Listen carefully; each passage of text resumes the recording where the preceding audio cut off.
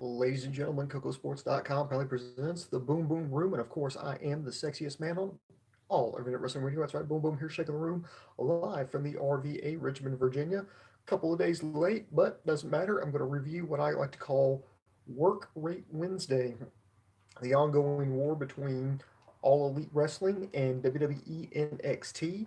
And after this week, let's take a look at it. Of course, win, loss, or tie. You know what? I'm going to give both shows a win. Massive thumbs up on both shows. As far as this week goes, one thing that stuck out to me is I really felt like NXT stepped up their game this week. They had been dropping a little bit in ratings, and of course, this week was no exception. If you go to Showbuzz Daily right now, overall this week, the ratings fell for both shows yet again.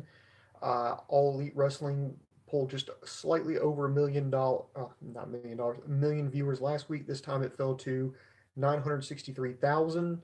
Last week NXT pulled 712,000. This time dipping to 698,000.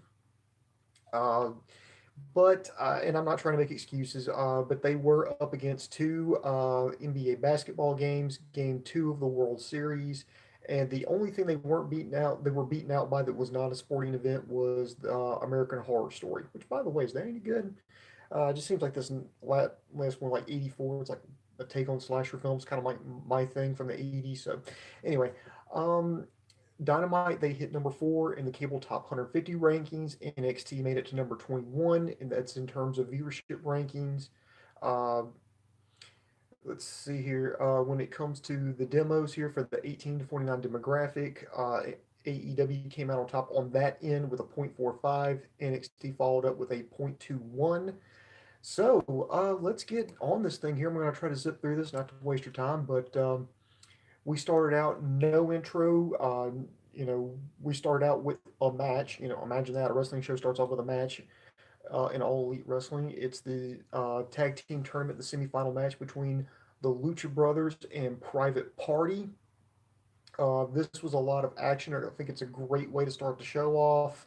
That's one thing I've got to give props for All Elite Wrestling doing. They just kind of looked at things that weren't working with WWE because nobody wants to see a 20-minute monologue.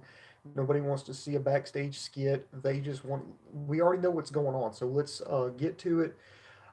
This was going pretty high octane. If you look at it, like Private Party got fucking gassed in this, and the Lucha Brothers were still going strong. So uh, props to Lucha Brothers for their conditioning and cardio. I mean, that was just absolutely amazing. Anyway, Lucha Brothers wins, so they advanced to the finals. Then immediately we followed up with the second semifinal match. This time between SCU and the Dark Order. Of course, Dark Order got a bye, so they appeared in the semifinals. SCU now consisting of Frankie Kazarian and Scorpio Sky. The only thing, okay, I liked everything in the match.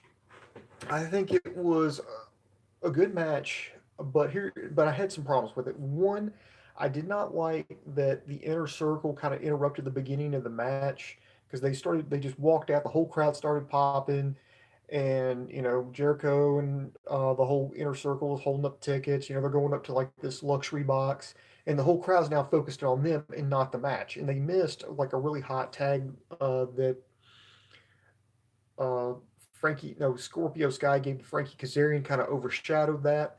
Of course, Dark Order is just something that's really not clicking right now, and I don't think they did themselves any favors this week because they did like a little video package, like, okay, here's more about the Dark Order, and it didn't tell us anything about the Dark Order.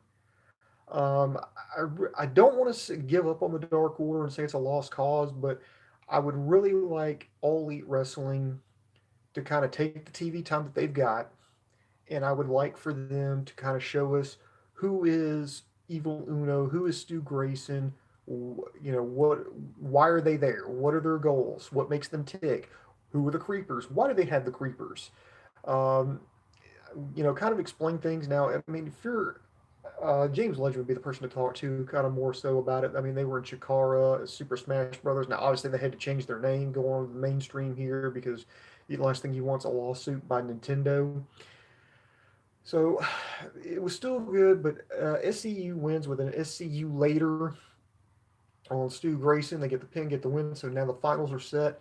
We're gonna have Lucha Brothers versus SCU. Overall, good tag team wrestling. Next here we had Kenny Omega versus Joey Janela. Now this was brought about because by Tony Khan because he saw that it was got such a good reception on AEW Dark, so they put him back in it in a match. It went and this actually was turned out a lot better than what I thought because I know Joey Janela is more like a hardcore wrestler, in the same vein as Jimmy Havoc and Darby Allen.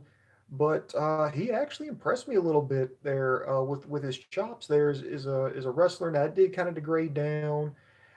They traded back and forth, and I like Janela's Fisherman's Buster. Then hit with a lariat, but ultimately Kenny Omega hits the one winged angel, gets the win.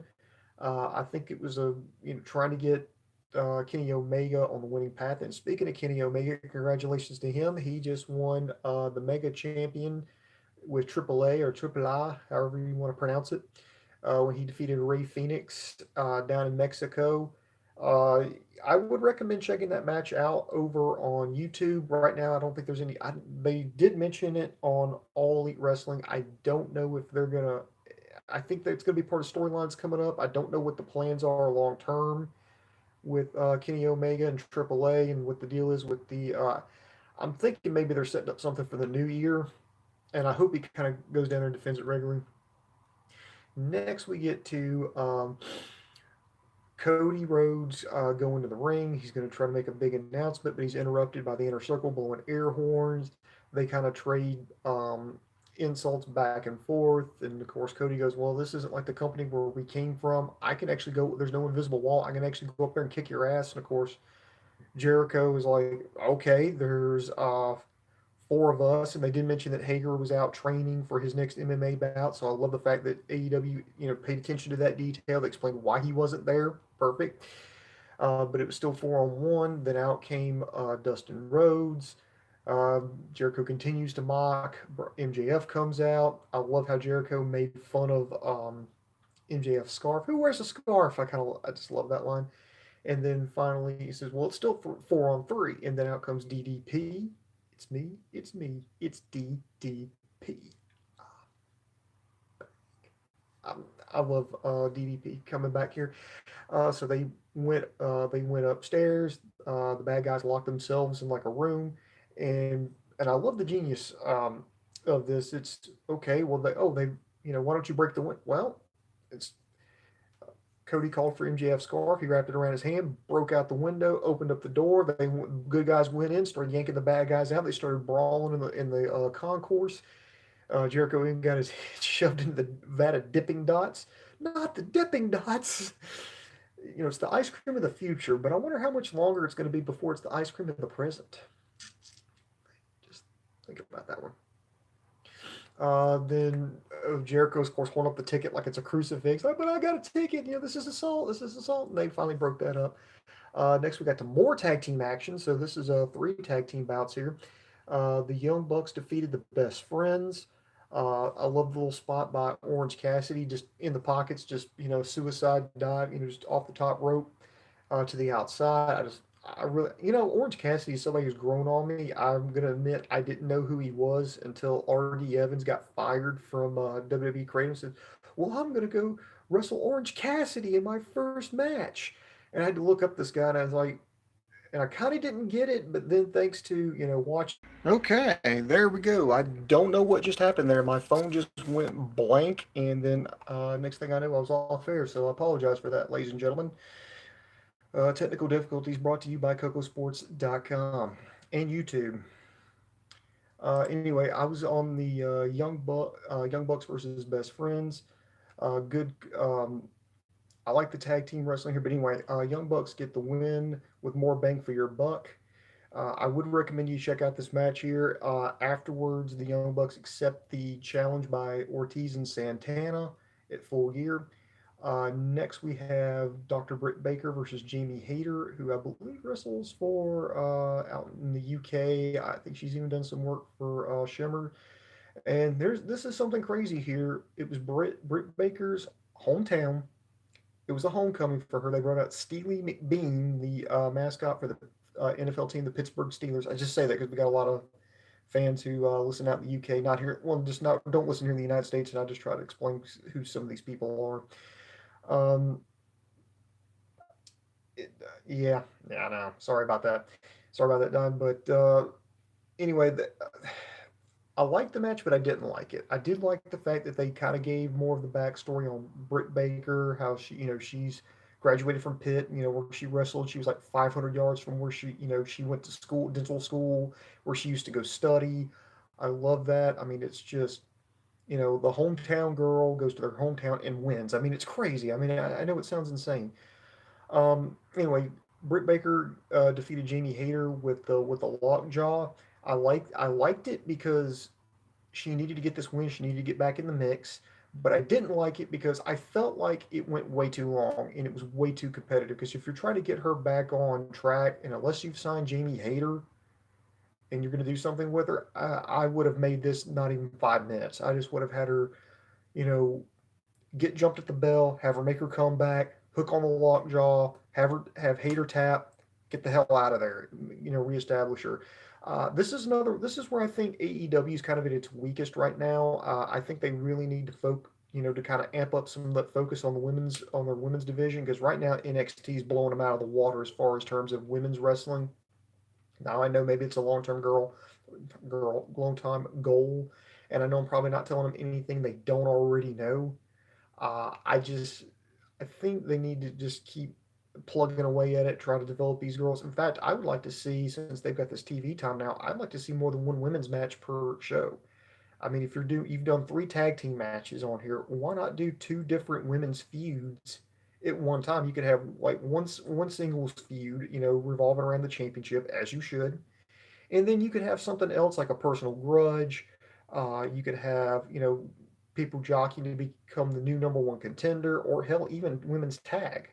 Because I think ultimately down the line, you're going to have to introduce, since AEW is about treating the women the same as the men, I think you're ultimately going to have women's tag team titles. Why not go ahead and start developing teams, putting girls together? And I think it would really help everybody in the long term because when tag team matches, you can get more experience without exposing everybody. But that's just my opinion. Then we get to the main event. We had John Moxley versus the Bastard Pac or Pack. Potato, potato, tomato, tomato, either, neither, neither. Let's call the whole thing off. Starts out with a good just jump start. The Pack jumps Moxley during his entrance. That beats him up on the outside, goes in, they ring the bell. This goes to a time limit draw. Now, a lot of people shit on this, but I was wondering how they were going to do this because they didn't, because neither one of these guys could really afford to take a loss. You don't want to have Moxley lose out building up to Kenny Omega. You don't want to have Pac, Pac losing because he's already on a good winning streak. The only match he lost was in a tag team match because Moxley turned on him. You definitely think, he's definitely a guy you want to keep in your back pocket for a challenger for the AEW World Heavyweight Championship. Great layout, and I loved it. I do love the fact that they said, Justin Roberts, said, with TV time remaining, he started giving countdowns, and I think it puts it there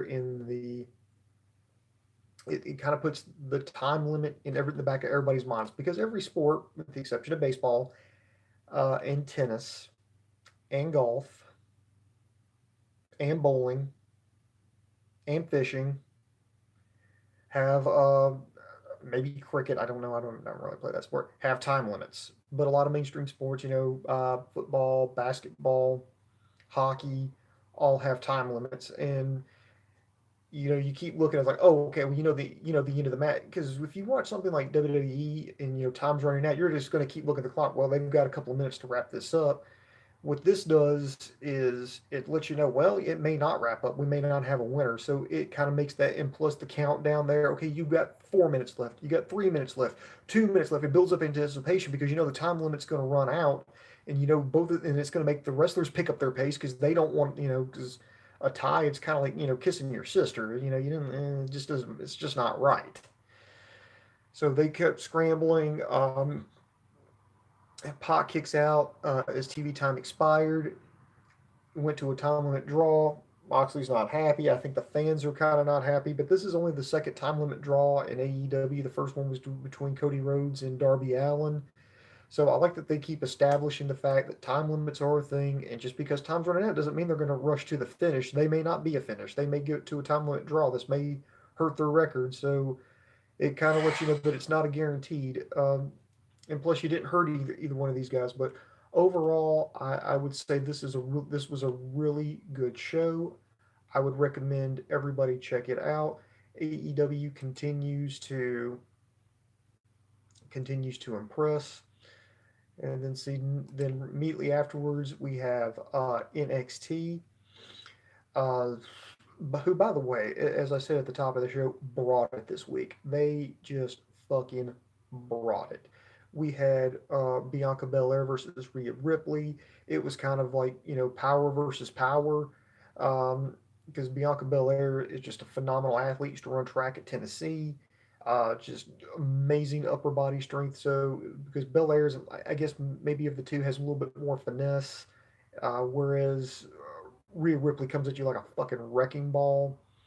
I didn't like the fact that Io Shirai tried to interfere. I mean, it made sense, but and I thought it was going to cost Rhea Ripley the match, but instead she kicked out, kept going. Candice LeRae went out there and cut off Io Shirai. This allowed Ripley to hit her finisher, the Riptide, gets the win. I think it was a great way to start off the show. So props to both shows for starting out with a great opener.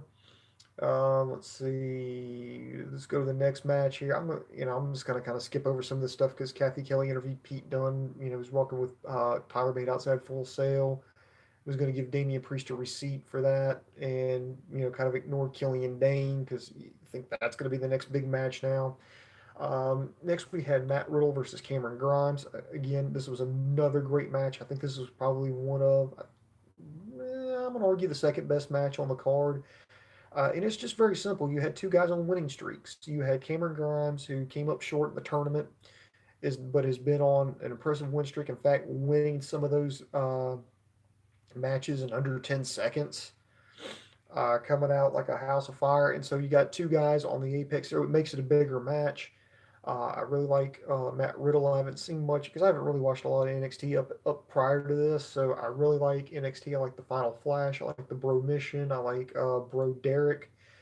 Uh, Matt Riddle gets the win over Cameron Grimes. Cameron Grimes still looks absolutely amazing in that, and they kind of teased it to where they're going to move Grimes over to Tyler Bate because Grimes disrespected Bate, and then Bate laid him out with his punch.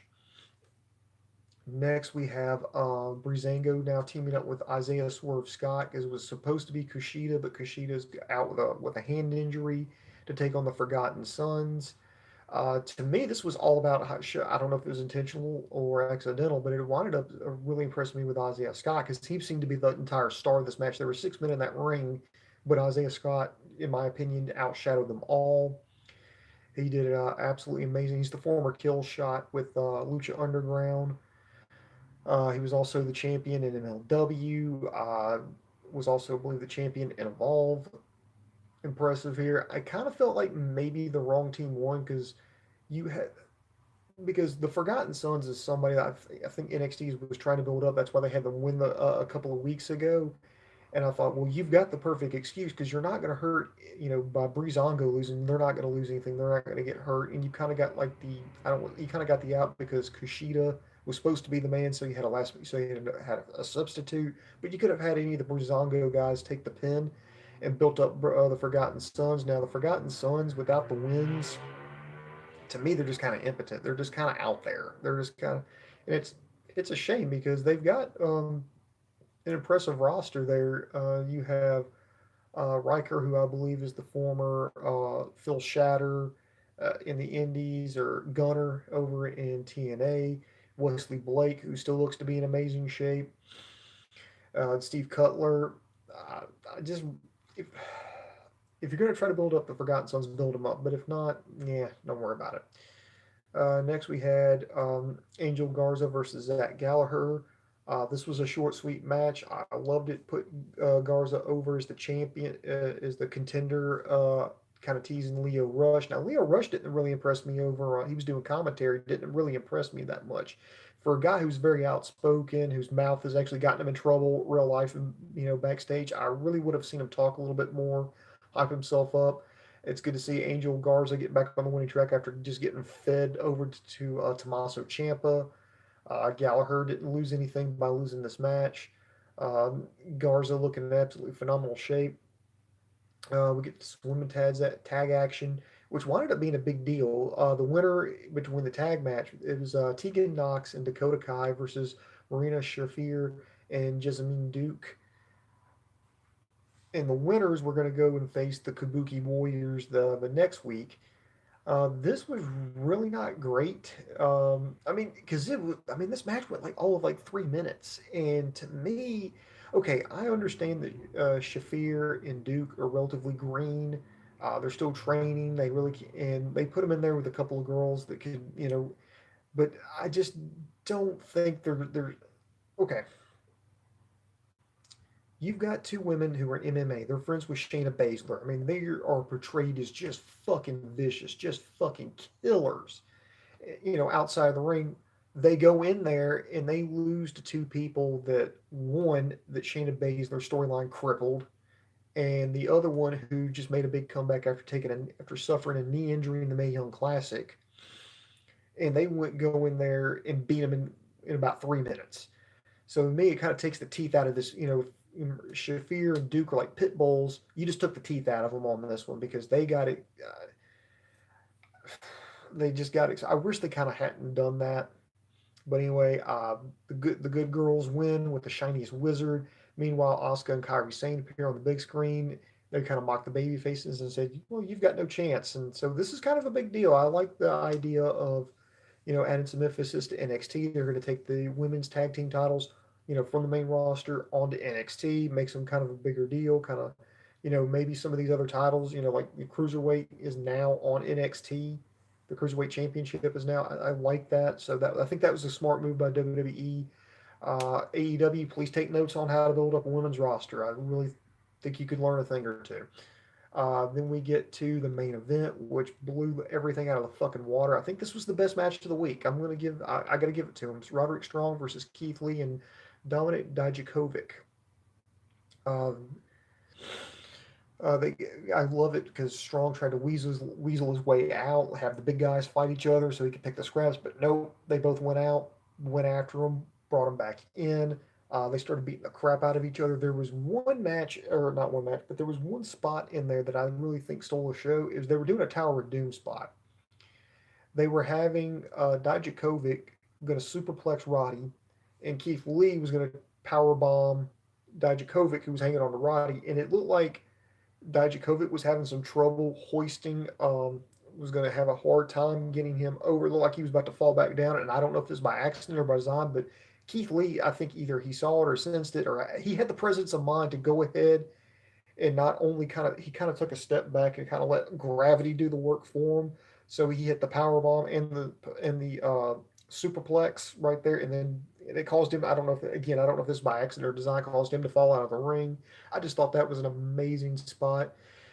They took out Roddy on the outside with Feast Your Eyes, and then they just did this thing where both Dijakovic and Keith Lee kind of stopped, stared at each other, and so I was like, "Let's get back in the ring. Let's do this." Because this is for the championship. They start beating the crap out of each other. Um, it looked like Keith Lee was gonna win it because they went to the top, hit Dijakovic with a super bomb. Roddy flies right back in with a sick kick, gets the pin, steals the win.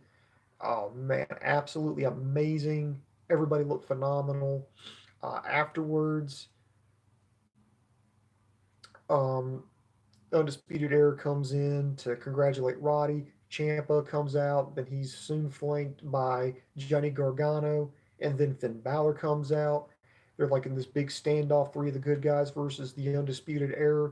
Then, boom, Finn Balor attacks both, particularly attacks Johnny Gargano with a Pele kick, and they start beating the crap out of, and the Undisputed Era goes in there, starts beating the crap out of the good guys.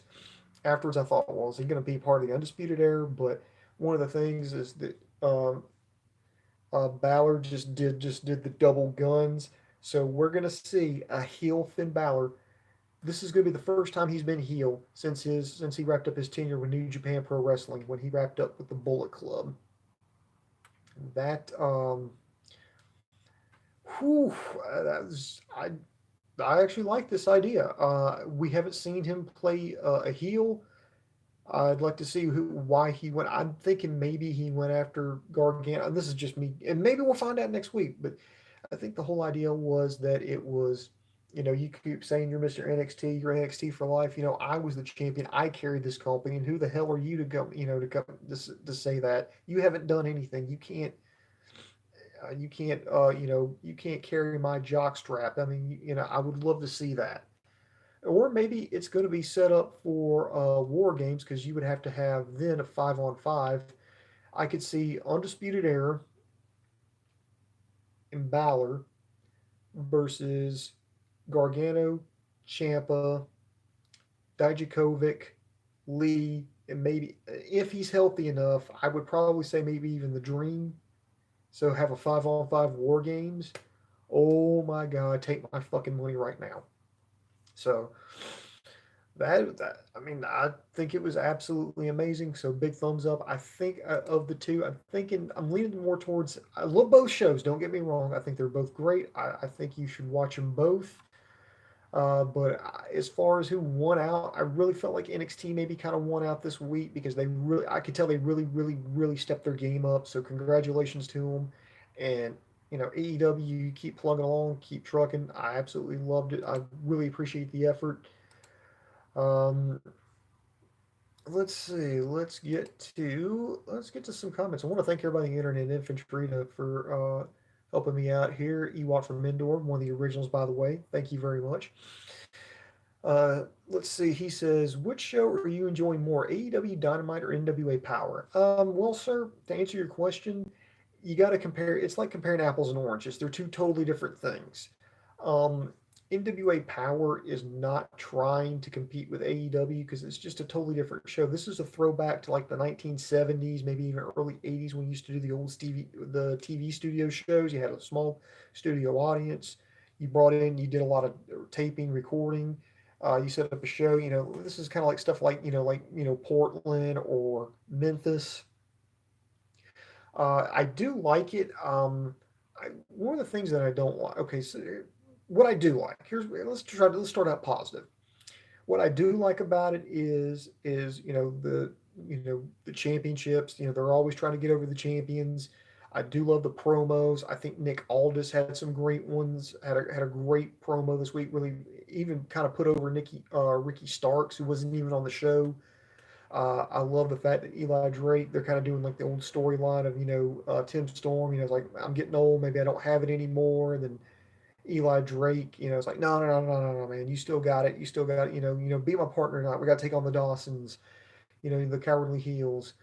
What I don't like about it is all the squash matches because it's like if there's like 5 matches on this show, it's 4 like 3-minute squashes and then one competitive match in the main event that doesn't even go 10 minutes. I really wish, okay, I can understand if you're introducing somebody new, you use a squash match to get them over, fine. Or maybe somebody lost like a big match and you need to have them win a squash match to get some momentum back. I'm fine with that. But now that you kind of established, some of your stars here, let's see a little bit more competitive matches. And I just can't get over Jim Cornette. Um, just because I mean it's just the same old shtick with him. I mean it's like he's got like this book of hackneyed phrases, and he's just opened up this book, and while the camera's on the action, he's just going down this book, reading off all this other, just reading this shit off. It's just it has nothing to do with anything, has nothing to do with the matches. It's just to get himself over, and I just don't like it. And I think he's a hypocrite because if anybody else did any of this shit, he would fucking shit it on his fucking podcast because that's his stick. He's the old man. Get off my fucking lawn. Yells at the you fucking kids and your rock and roll music and your Pac-Man video games. He's yelling at the cloud. I mean, that's his shtick now. It's just so fake and fucking irritating, and I just can't get past it. So, and in fact, I love the fact that the action drowned out commentary this week because it made things a lot more enjoyable to me. Whereas AEW is more about the here and now. It's about just an alternative to WWE programming. So definitely props to them. Will Dave ever return to review wrestling? Miss both of you guys right. Me too. You need to talk with Dave. Dave said he's been getting a lot of messages. He's just doing the whole, well, there's a lot of wrestling to watch. I'm overwhelmed.